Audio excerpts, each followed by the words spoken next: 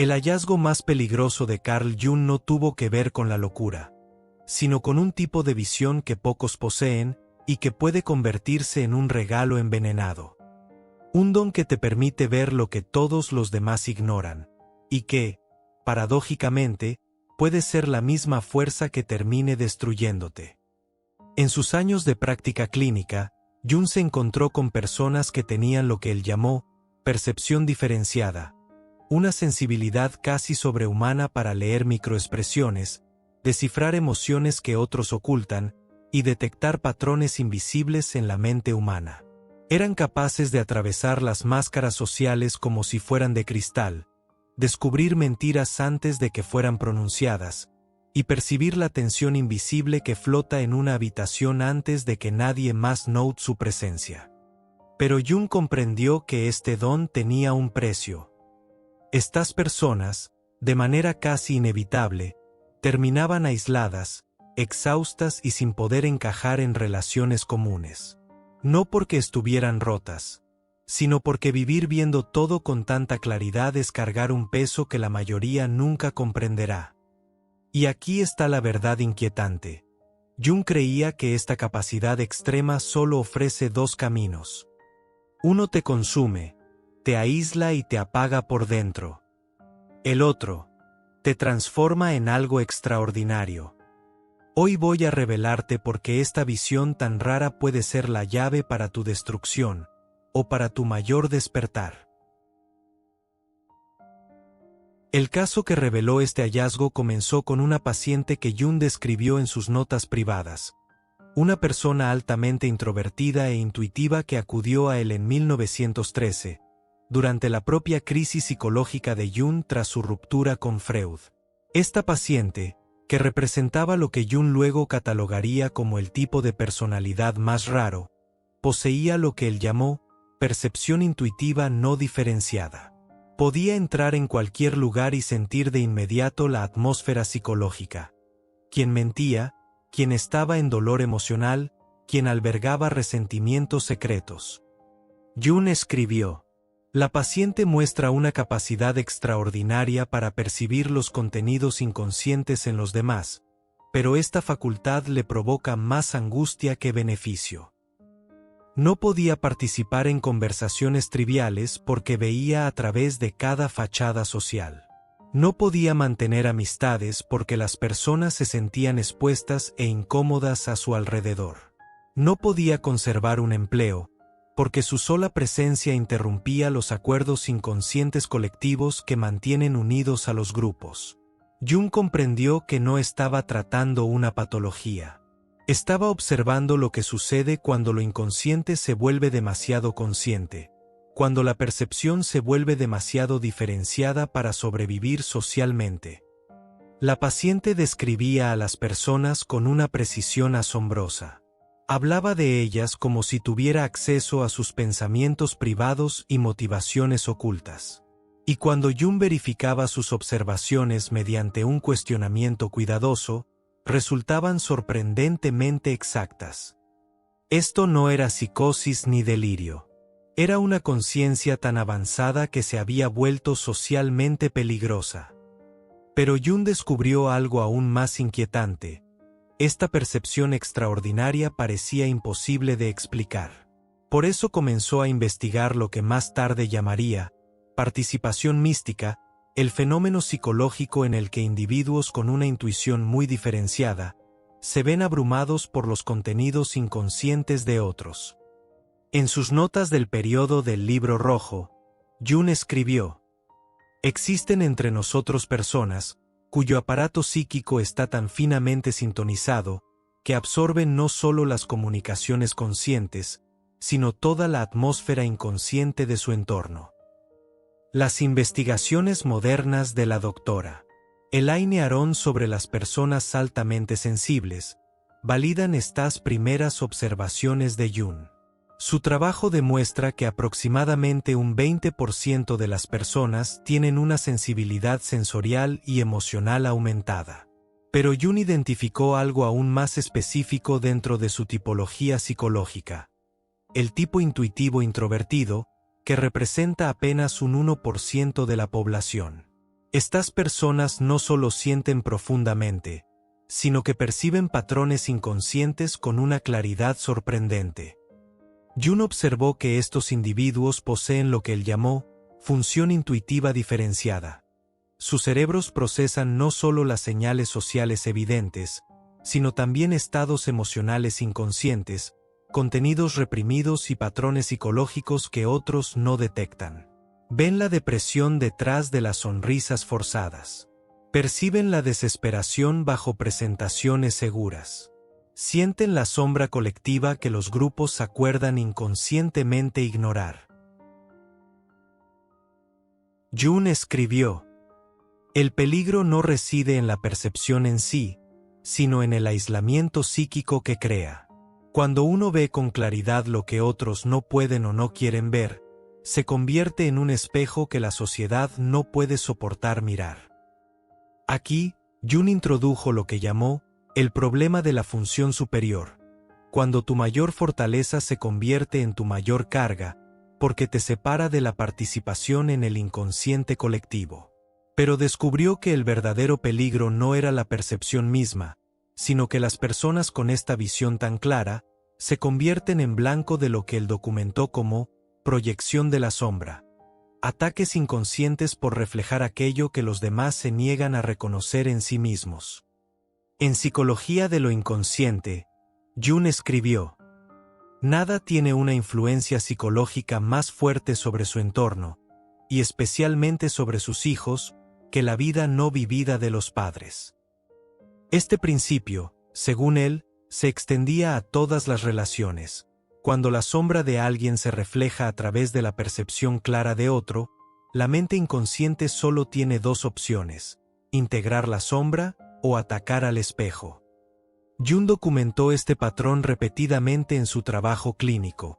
La persona que ve con claridad es culpada por crear los problemas que en realidad solo está observando. Sus pacientes con intuición diferenciada experimentaban esto constantemente. Cuando sugerían con delicadeza que alguien parecía preocupado, esa persona reaccionaba con enojo, acusándolos de ser negativos o de crear drama.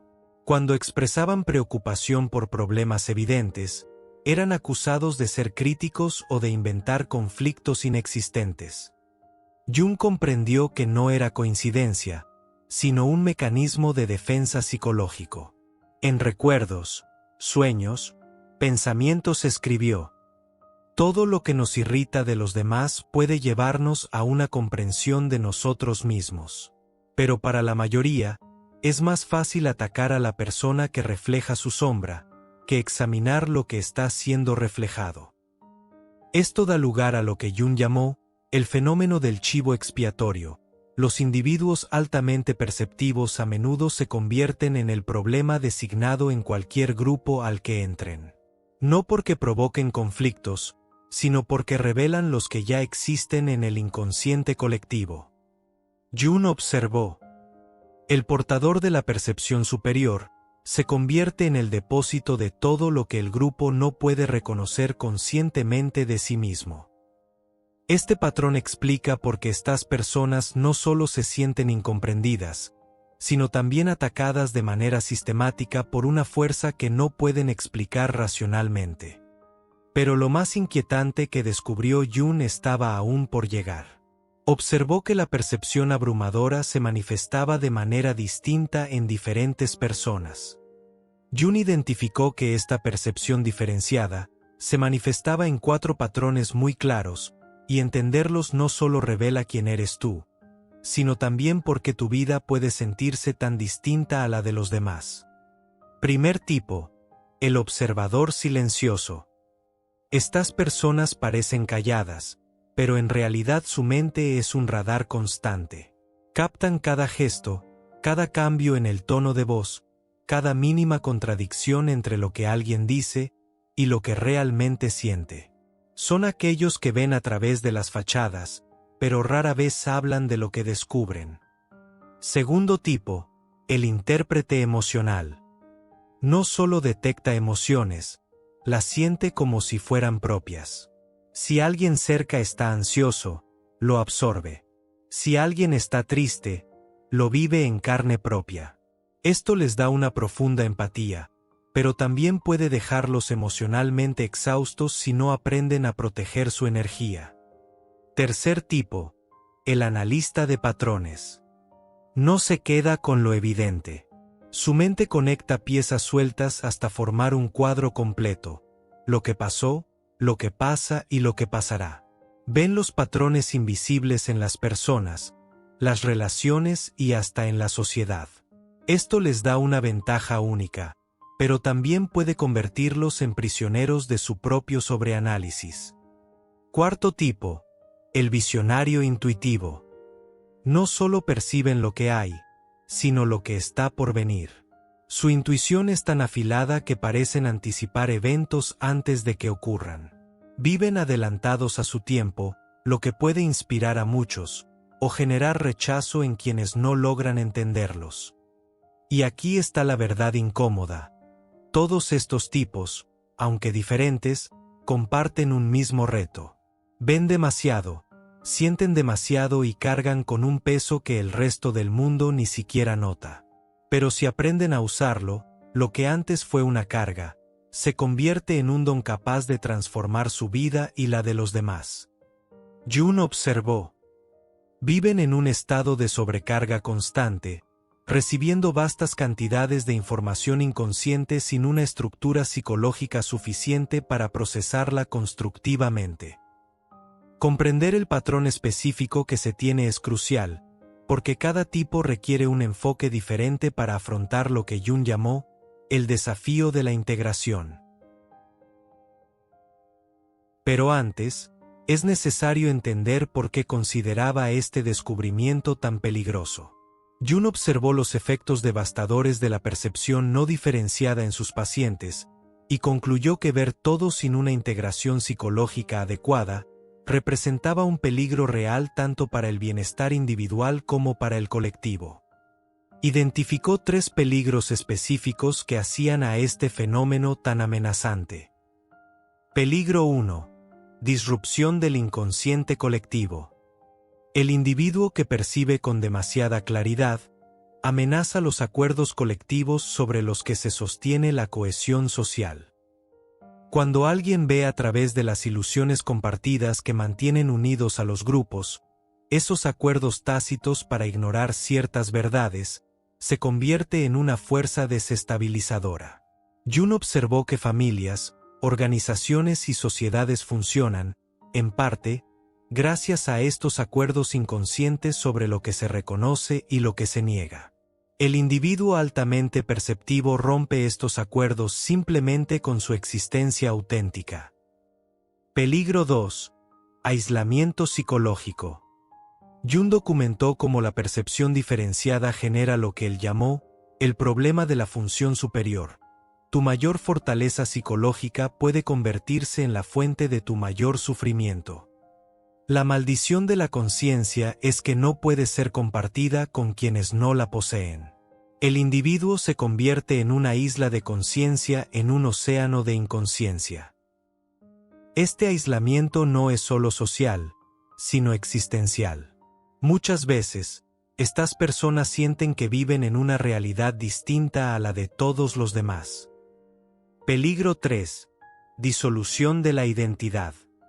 Más peligrosamente aún, Jung descubrió que las personas que absorben contenidos inconscientes ajenos, a menudo pierden contacto con su personalidad auténtica. Se ven tan inundadas por material psicológico externo que ya no distinguen entre su mundo interior y lo que están absorbiendo del entorno. Llamó a esto participación mística, un estado en el que las fronteras psicológicas se disuelven y el individuo se fusiona con los contenidos del inconsciente colectivo. El peligro no es solo el exilio social, sino la aniquilación psicológica, la pérdida completa de la identidad individual en favor de la posesión colectiva. Vivimos en una era donde la información fluye a una velocidad nunca antes vista, y sin embargo, la verdadera sabiduría parece desvanecerse. Porque la sabiduría no es un eco que repetimos sin pensar. No es un dato que podamos descargar. La sabiduría nace de la experiencia, se filtra a través de la reflexión, y se templa con la humildad. Pero este mundo premia la certeza ciega sobre la curiosidad, la respuesta rápida sobre la contemplación profunda, y los eslóganes fáciles sobre las verdades incómodas. Nos enseñan a acumular datos como si fueran una armadura, olvidando que conocer no es lo mismo que comprender. El alma no se alimenta de hechos sueltos, se alimenta de sentido. Y el sentido no se encuentra en la prisa con que devoramos información, sino en la profundidad con que nos permitimos absorberla. Por eso, el verdadero acto de rebeldía hoy no es gritar más fuerte que el resto. Es escuchar más profundamente. No es reaccionar de inmediato ante cada provocación. Es permanecer presente, consciente y profundamente conectado con tu propia esencia. Ese nivel de conexión exige un silencio que el mundo teme. Un silencio incómodo, donde la voz de tu alma finalmente puede hablar. Y donde tú, con el valor que pocos tienen, decides escucharla. En un mundo donde la mayoría prefiere mirar hacia otro lado, donde las verdades incómodas se ocultan tras sonrisas y apariencias, tener la capacidad de verlo todo es un regalo, pero también una prueba. Porque no se trata solo de lo que percibes, sino de lo que haces con ello. Puedes dejar que esa visión te consuma, que te aísle, que te robe la paz, o puedes convertirla en tu mayor fuerza, en la brújula que te guíe hacia tu autenticidad más profunda. Recuerda, tu capacidad de ver más allá no es una maldición, es un llamado. Un llamado a vivir con más conciencia, a actuar con más compasión y a construir una vida alineada con tu verdad, aunque esa verdad incomode.